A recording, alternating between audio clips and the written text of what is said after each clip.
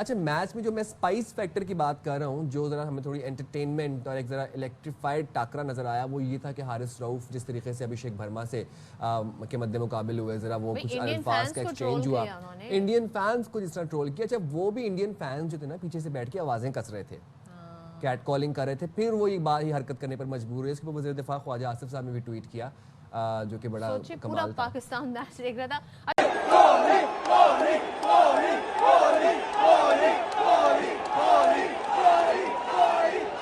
India Pakistan का कल का जो मैच था, ये कैसी इंडिया की जीत थी कि वो जीत के भी रो रहे हैं, तलमला उठे हैं, आग लगी हुई है, मिर्ची लगी हुई है, रोना धोना नहीं खत्म हो रहा।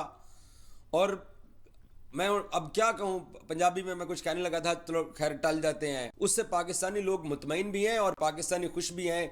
वजह सिर्फ क्या है, दो पाकिस्तानी प्लेयर्स, साहबजादा फरहान का वो गन बैट को गन बना के एक्शन करना, और हारिस रऊफ का बाउंड्री के ऊपर खड़े होके 5-6 रफाल तैयारे गिराने का इशारा, उसने तो भाईजान पूरे इंडिया के अंदर आग ही लगा दी है। पाकिस्तान के क्रिकेटर्स कोई आकर ये नहीं बताते कि भाई हम भी पाकिस्तान में जो टेररिज्म पनप रहा है ना, उसको जो है सपोर्ट हम भी करते हैं और हम भी अप्रिशिएट करते हैं कि उसे चीजें कर रहे हैं। लेकिन ग्राउंड पर कल उन्होंने बता दी चीजें कुछ कुछ।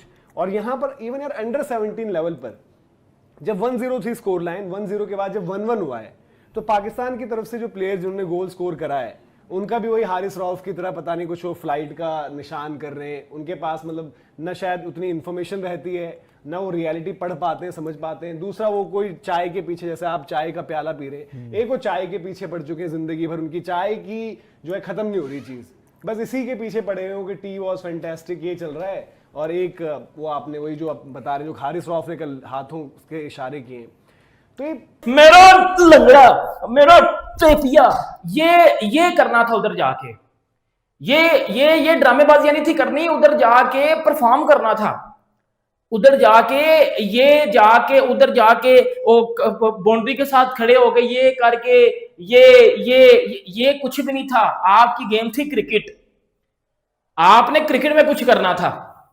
7-0 चल रहा है अब आपका, वो इंडिया वाले अगर आप बेटा 6-0 कर रहे हो ना, तो वो 7-0 कर रहे हैं। क्यों? क्योंकि 7 पिछले 7 इंटरनेशनल मैच में आपको पेल चुके हैं लगातार, कंसिस्टेंसी के साथ वो आपको पेल रहे हैं पिछले 7-0 से।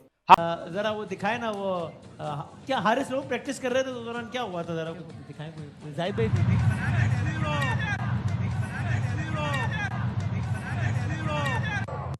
और हमारी वो खातून क्रिकेटर ने का जो एक मंजर दिखाया था, वो भी अगर दिखा सकें। ओ, ये क्या 6-0? अच्छा, वो अभी नहीं है, चले ठीक है, तो 6-0 दिखा देंगे। अब हारिस रऊफ के साथ हुआ क्या, हारिस रऊफ लॉन्ग ऑन या लॉन्ग ऑफ के ऊपर, लॉन्ग ऑन के ऊपर फील्डिंग कर रहा था, तो उसके ऊपर जो इंडियन क्रिकेट फैंस बैठे हुए थे, उन्होंने उसको देखकर नारे मारे कोहली कोहली के। हारिस रऊफ बीइंग हारिस रऊफ, अभी इधर तो हारिस रऊफ ने जिसे कहते हैं कुछ खास इतना वो रिएक्शन नहीं दिया, वो मॉकिंग का जवाब आगे से मॉकिंग की फील उसमें दे रहा था। हारिस रऊफ वो कोहली कोहली के नारे मार रहे थे, हारिस रऊफ यूं कर रहा था कि हाँ ठीक है, सुन रहा हूँ, बोलते रहो। इन अ वे कि वो इसी तरह की कम्युनिकेशन हुई है। बट चूंकि मैं इस बेल्ट में रहता हूँ, तो मुझे पता है कि अगर ये सारा कुछ फिजिकल हो रहा होता ना, भाई साहब आपकी सोच है सीडी 70 पे एक लश्कर आता फिर। जो इशारे किए साहबजादा फरहान ने 50 करने के बाद, उन्होंने अपने बल्ले को मतलब इशारे से ये बताया कि वो फायरिंग कर रहे हैं गन से। फिर हारिस रऊफ ने बाउंड्री लाइन पे मतलब जो जिस सेक्शन में जहाँ बाहर की तमाशाई ज़्यादा थे, तो नारे लगा रहे थे, तो उस पर जो है उन्होंने वो 6-0 का इशारा किया। मतलब इशारा इस तरफ था कि जब कॉन्फ्लिक्ट हुआ था दोनों मुल्कों के दरमियान 4 महीने पहले, तो उसमें जो जहाज़ गिरे थे, तो उस पर काफ़ी रद्दअमल आया कुछ भारतीय सियासतदानों से, और कुछ जो है अवाम में से भी लोगों ने काफ़ी इसको उड़ाया। हारिस रऊफ वर्सेस इंडिया, हारिस रऊफ ने जो कल रात को इंडिया में इंडियन टीम के अगेंस्ट किया, बगैर रीजंस के गालियां दी, फिर बाउंड्री लाइन पे जाके हारिस रऊफ ने जो है वो 6-0 और पता नहीं क्या क्या, और वो ऐसे हवा में करके वो इस तरह करना, और वो सारा कुछ किया, आपने सोशल मीडिया पे देखा होगा। क्या अब ये आईसीसी कोड ऑफ कंडक्ट के अगेंस्ट जाता है या नहीं जाता? क्या अब हारिस रऊफ पे बैन लगेगा?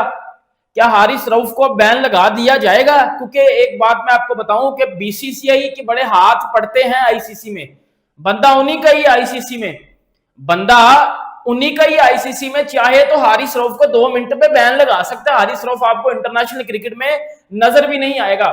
लेकिन शुभमन गिल और अभिषेक शर्मा ने क्या एक्शन का रिएक्शन दिया, क्या मैच्योरिटी शो किया है, अपने बल्ले के साथ वो बंदे जवाब दे के गए हैं। फिर जाके जो कैप्शंस लिखी है ना, वो पाकिस्तान पूरा अभी सर पे हाथ रख के ना पिट रह के ये क्या कर दिया है। उसने बोला बेटा गेम्स स्पीक नॉट वर्ड्स, बकवास नहीं करनी,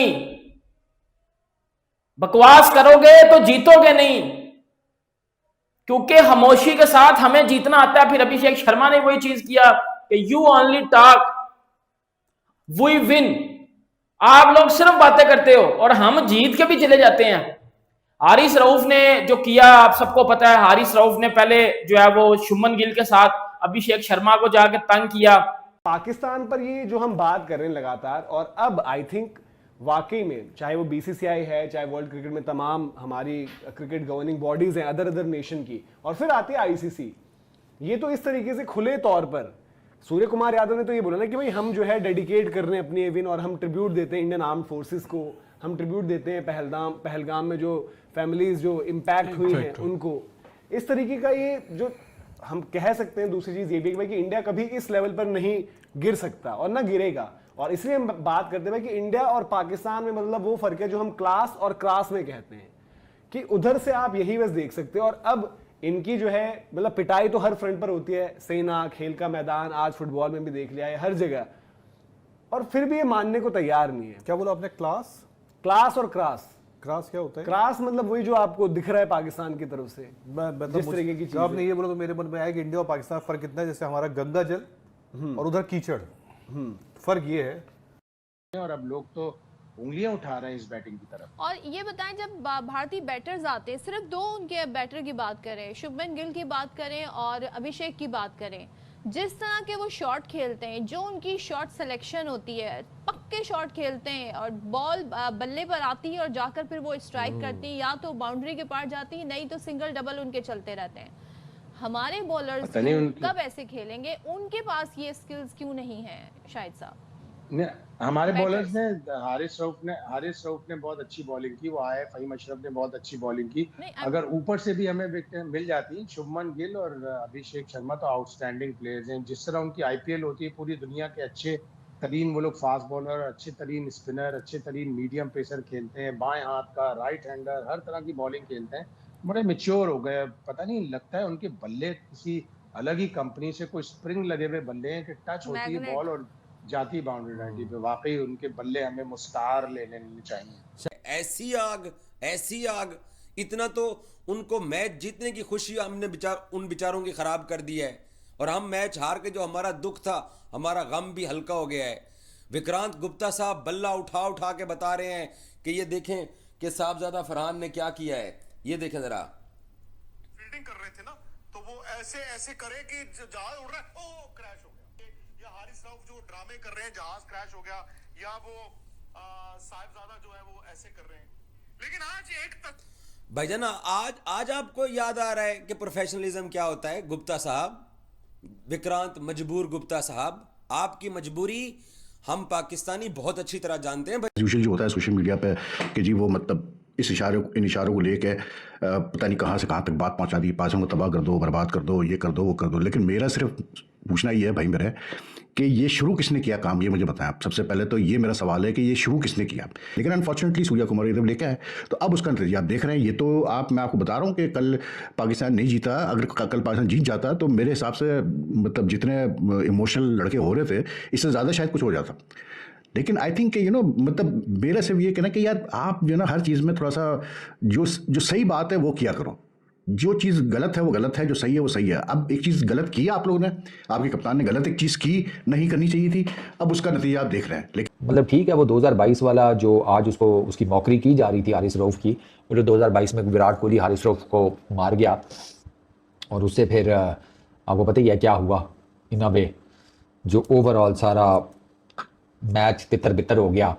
वरना पाकिस्तान वो भी मैच जीता हुआ था। भाई पाकिस्तान बड़ी स्ट्रॉन्ग पोजीशन में था, बट फिर बात वो ये कि कोहली जैसा बैट्समैन अगर खड़ा है क्रीज के ऊपर तो game can change any time, and उसके अंदर capability, capacity, talent, skill set, experience, mind set, वो उसके पास सब कुछ था। आई मीन अब वो सिर्फ एक ही फॉर्मेट खेलता है, तो ही हैड दैट जिससे वो गेम चेंज कर देता था। सिंगल हैंडेडली अपने बल्ले से, और वो मैच उसने किया। बट ओवरऑल यार भाई साहब कोई कंपैरिजन किसी जगह बन ही नहीं रहा। मतलब पाकिस्तान और इंडिया की क्रिकेट में आप समझो कुछ 100, इन दोनों की क्रिकेट के बीच में ना 100 अटलांटिक ओशंस हैं। इतना डिफरेंस है, इतना डिफरेंस है। और आज आपने देख लिया उनका एक यंग लड़का आपकी पूरी टीम को उधेड़ कर रख गया। आप इस टॉपिक पर जो भी और इस मैच को लेकर जो भी कमेंट रखना चाहते हो नीचे कमेंट बॉक्स में कमेंट करके बताइए, और ये वीडियो को ज़्यादा से ज़्यादा लाइक शेयर करना बिल्कुल मत भूलिए। दोस्तों रुकता हूँ, बहुत जल्द और एक न्यू टॉपिक के साथ मिलूंगा। नमस्कार, जय हिंद।